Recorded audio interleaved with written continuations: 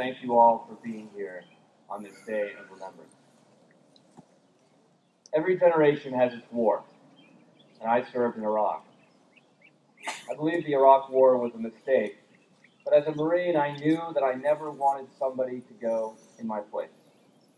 So I was proud to serve and proud to return for each subsequent deployment. I don't know any veteran who would act differently.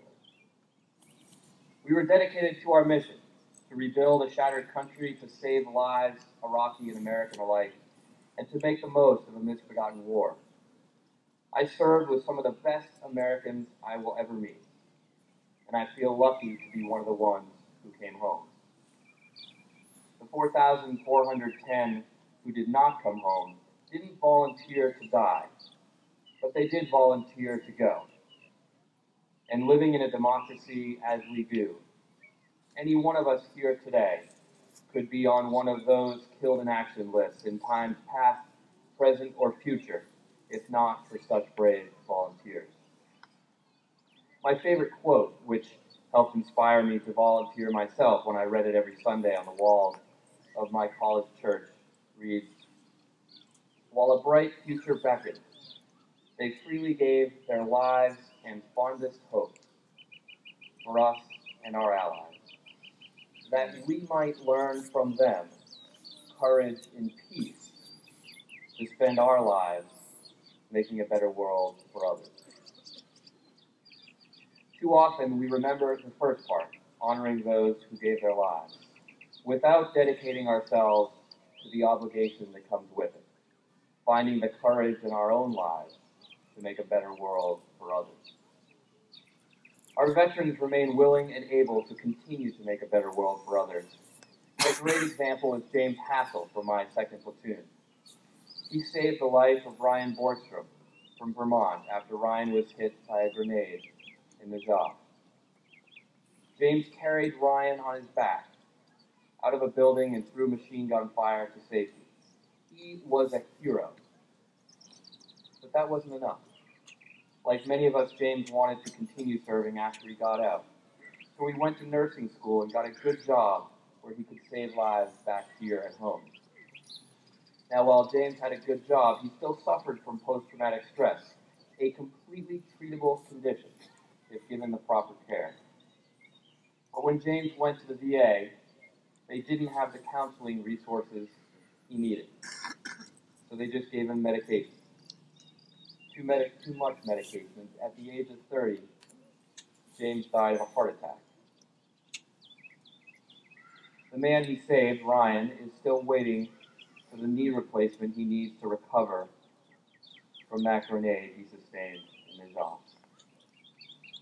That isn't honoring their service.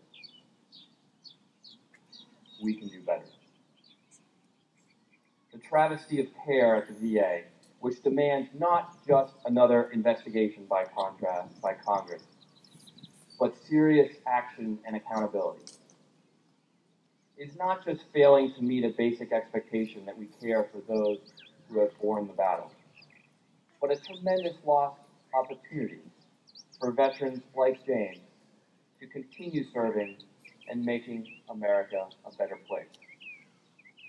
Veterans are not victims, but we as a nation need to set our veterans up for success, and we will all be better off if we do.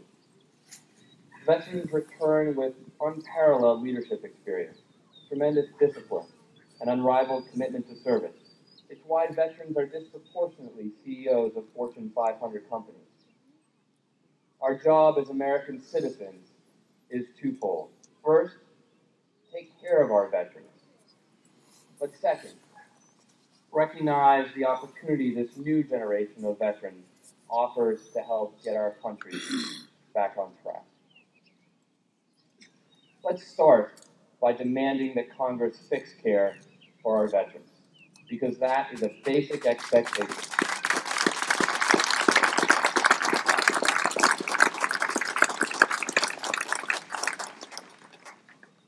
And then we should continue by offering veterans a job, helping them pay for college, and giving them a chance to prove themselves and put those unique leadership experience to work for us back here. please keep this in mind the next time a veteran asks you for a chance. Some have referred to my generation, because of our inclination towards public service, as the next greatest generation. But I think that is premature. The greatest generation did not receive that accolade in 1946. They earned it in the 1990s, as much for what they did after the war as for what they did during it. If 50 years from now, this new generation of Americans, my generation, is truly called the next greatest generation, it won't be just because of the veterans of Iraq and Afghanistan. It will be because all of us recognize what service veterans have to offer and gave us a fighting chance. We all have a stake in that opportunity. So let's seize it together.